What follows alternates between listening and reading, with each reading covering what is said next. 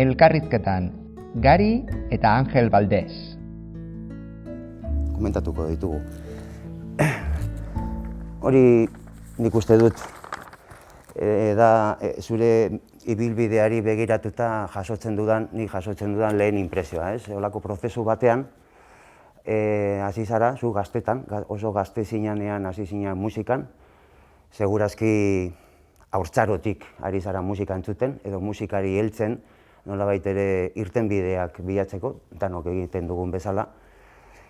Eta konturatu gabe, hainbat urtetan, jarri gara, beira nik ikarri dut, pasaden urtean argitaratu zenduen azkenekoa, behin bizitzea.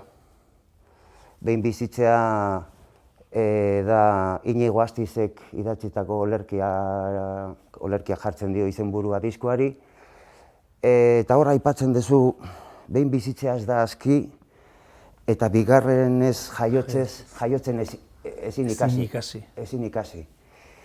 Badirudi zurtaz ari dela, edo zure aipatu dudan prozesu horri buruz ari dela. Inigo Astiz idazleak parte hartzen du 4 kantutan, 7 kantutako disko honetan, 4 berak idatzitako olerkia dira, eta beraz nik uste dut oso esanguratsua dela berarekin dakasun harremana, eta berak ere segurazki ezagutzen zaitu neurri horretan olako gauzak adierazteko. Bai, nik uste importante dela baita ere, ez idazle edo poeta eta musikarien arteko harreman hori sakontzea ez neurri batean. Bestela, hitz bat hartzea, hitz hotz bat edo poematxo bat hartzea eta musikatzea posible da noski, ez? Baina nolabait hasieratik behar izan dut beti harreman estu bat lortzea. Ziurrenik nire ziurgabetasunak ere horra azaltzen diralako, ez?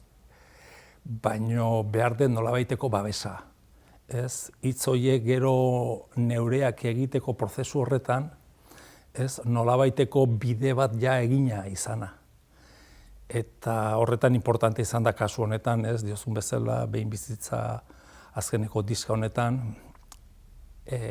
Astizekin, Inigo Astizekin izandako harreman estu hori, ez?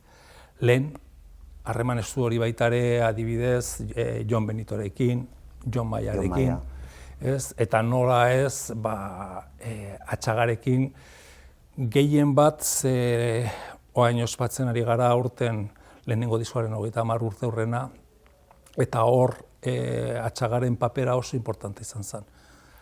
Egoera personala, zala eta... Ari zara aipatzen duela 30 urte lehen diskoa argitaratu zenuen garaian. Bai, justo ertzainak desagertu eta hor pasaziran, ez dakit pare bat urte edo, eta, bapatean, egoera zatar hori zala eta, bapatean, Atxagaren babes zuzena jasotzea oso, bakaraitik zorretan sentitu izan naiz, urte guzti hauetan, 30 urte hauetan, ez, berarekin, zen eta, olako jarrera hori, ez, aurkeztea eta babestea niretzat oso importante izan zen. Lehen diskoko bultzada bat. Bi olerki idatzi zizkizun. Bai, egun finlandiar bat alde batetik eta Londresko pizzerian. Eta egun finlandiar kanta horretan hain zuzen, aipatzen du, olako estrofa batean aipatzen du hor izandako solasaldia, ez? Gubion artean izandako solasaldia momentu berezi batean, ez? Eta oso polita da. Oso polita da. Oso jende, oso idazle importanteekin lan egin duzu, garrantzitsuak, lehen mailako idazleak dira danak, askorekin, azken diskoan berriki Karmele Jaio, Txuma Murugarren, Jon Benito ere agertzen da, baina Jon Benito ja aspalditik zetorren, Inigo Astizek ere bai, azkeneko diskoan, estutu diskoan ja agertzen da, baina hor Karmele eta Txumanen agerpena bitxia da, ze badirudi beti behar duzula eraberritze bat edo aurrera pauso bat, zer da? Baina baliteke pentsatzea ez aurre ikusita daukian zeo zer badala, ez? Ez dute aurre ikusten norekin lan egin edo norekin ez egin, ez? Zer bilatzen duzu letragile baten gan? Ez, oso intuitiboa naiz. Eta behar ditut nolabaiteko input horiek, ez? Bi pertsonen artean sortzen diran, ez, harreman horretan sortzen diran berezitasunak. Txuma aspalditik ezagutzen nun, baino inoiz ez dut berarekin lanik egin. Eta esperientzi zoragarria izan da. Bueno, Txuma bera kantaria izan da, segurazki ondo egokitu da. Baina, urteak pasatu dira, lehen elkartzen ginen Oholtzan, eta orain elkartu ginen Mutrikun, bera Mutrikun bizi da. Eta oso kuriosoa izan da, batean elkartu, Mutrikoko Moian, eta hantxe bertan gitarra bat eron nun, eta momentuan hitz egiten ari ginela bere kanta bati buruz, hitz bat oso azkenean Holandiar alderraia, kantaren izenburua. Eta horra eginen bueltaka, esaldi hau ez, hau bai, punpon, eta gitarra hartu eta bapatean ja grabatu nun telefonoan olako ideia bat, ez. Eta ideia hori, oinarri hori izan da kanta gero, bueno, kanta lantzerakoan, ez, abiapuntu. Hor, barkatu. Bai, ez, eta Karmelerekin, beste formatu batean, beste modu batean, baita ere ezautzen gara aspalditik, baino inoiz ez dugu ezer egin elkar. Eta bialdu nion mail bat, gustatuko litzaidak ez zer egitea elkar, eta jaso nituen hainbat hitz, eta ezinezkoa zitzaidan ezer egiteik. Ez da gizargatik, ezinezkoa. Komentatu nion, eta ez dakit beste Mesiako beste kajoi batean izango zituen beste gauz batzuk, eta zatea, bueno, bialduko diot. Eta bapatean jaso nuen hori ez, lurretan etzan nahiko nuke, eta bapatean, ikusi nun, oso figura polita ikusi nun gari bat, ez, gari gazte bat, ez, Legazpiko basoan nire osabarekin, gabonetan, ez, txabolara igo, eta gaztainak hartu, eta handan bolinean, zutan, ez, eta irudi, ikaragarri bat. Eta kriston zirra sentitu nun, gitarra hartu nun, eta baitaren momentu batean, kanta eginda zegoen, ez. Bai, eta musikarien hautaketan ere bai ikusten da, bi garai bezala, edo azken garaian ikusten da nahiko egonkortuta zaudela, ja, talde formatu batean, edo horren inguruan antolatzen dituzu zure kantak eta zure atmosferak, baina lehenengo garaian musikari asko eta oso garrantzitsuak agertzen dira zure karreran bilaketa batean bazina bezala, ez? Bilatzen, probatzen bezala, hemendik eta handik edo hemendik ezin dut, handik ezin dut, talako baten topatu duzu irtenbide bat. Probatzen eta gehien bat esango nizuke nire buruarekin burruka batean, ez? Ez da, nik uste behintzat garai haietan, niretzat ezan bat ere arreza izan, bakarkako lehenengo pausu horiek nolabait egonkortzea.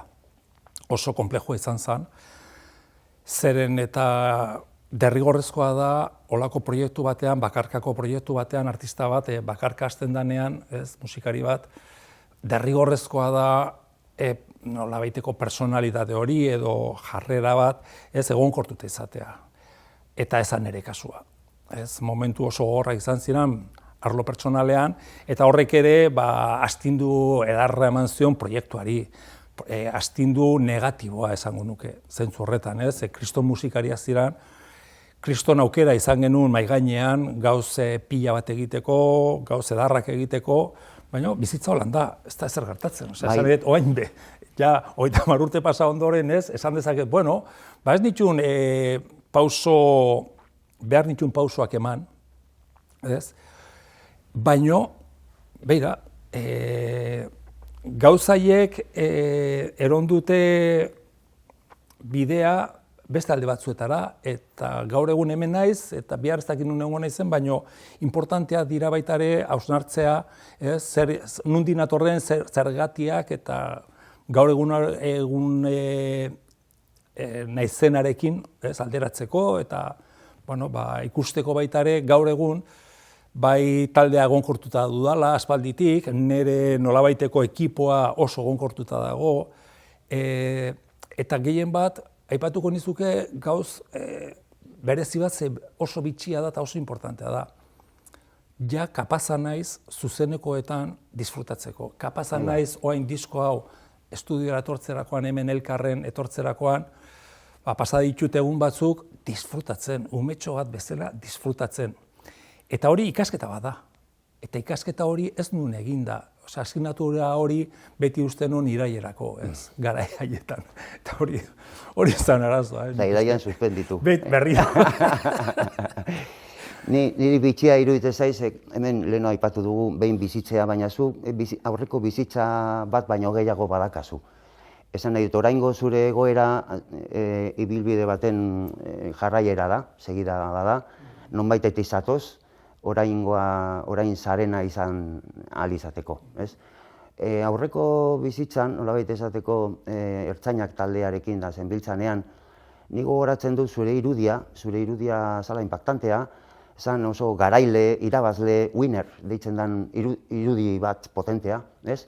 Baina halako batean zure karreran hasi zinanean, duela 30 urte hasi zinanean lehen disko horrekin, erabat aldatu zen zure irudia, proiektatzen zenduen irudia, ez?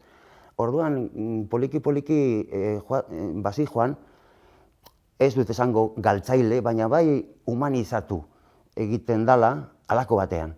Eta lehen diskoan, duela 30 urte, begira, hemen daukagu, orain argitaratuko den joia, altxor hau.